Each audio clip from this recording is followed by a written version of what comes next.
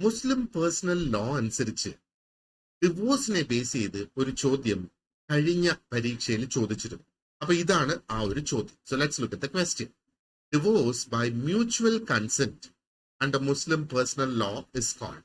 അപ്പൊ മ്യൂച്വൽ കൺസെന്റില് ഒരു ഡിവോഴ്സ് നേടുകയാണെങ്കിൽ അതിനെ എന്ത് പേര് പറയുന്നു എന്നുള്ളത്. ഇസ് ഇറ്റ് ഖുല, ഇസ് ഇറ്റ് ഹഷ്, ഓർ ഇസ് ഇറ്റ് തലാഖ് ഇ തഫ്വീസ് ഓർ മുബാറത്ത്? ഏതാണ് അതിന്റെ കറക്റ്റ് ആൻസർ?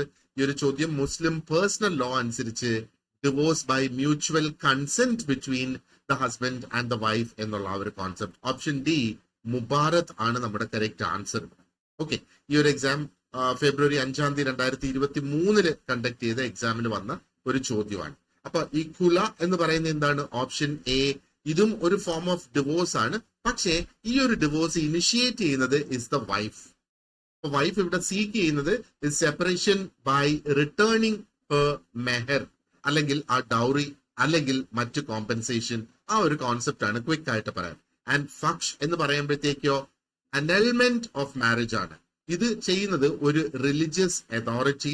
പലതരത്തിലുള്ള വാലിഡ് റീസൺസ് ഇവിടെ ഉണ്ടാകാം. ക്രൂവൽറ്റി ഉണ്ടാകാം, ഡെസേർഷൻ ഉണ്ടാകാം, ഇൻകമ്പാറ്റബിലിറ്റി അതിനൊരു റീസൺ ആയിട്ട് വരാം. ഓപ്ഷൻ സിയിൽ പറയുന്നത് എന്താണ്? തലാഖ് ഇ തഫ്വീസ്.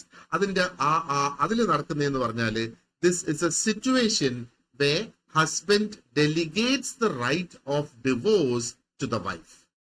ഹസ്ബൻഡ് ആ ഒരു റൈറ്റ് ഓഫ് ഡിവോഴ്സ് വൈഫിന് ഡെലിഗേറ്റ് ചെയ്യുന്നു. പക്ഷേ it is not a mutual consent divorce എന്നുള്ളതാണ്. അപ്പൊ ഈ മുബാറത്ത് എന്ന് പറയുമ്പോഴത്തേക്ക് it is divorce by mutual consent where ആ ഒരു ഹസ്ബൻഡും വൈഫും അവര് ആ ഒരു മാരേജ് എന്താ പറയേണ്ടത്, പീസ്ഫുൾ ആയിട്ട് എൻഡ് ചെയ്യാം എന്ന് കൂട്ടായിട്ട് ഒരു തീരുമാനം എടുക്കുന്നു എന്നുള്ളത്.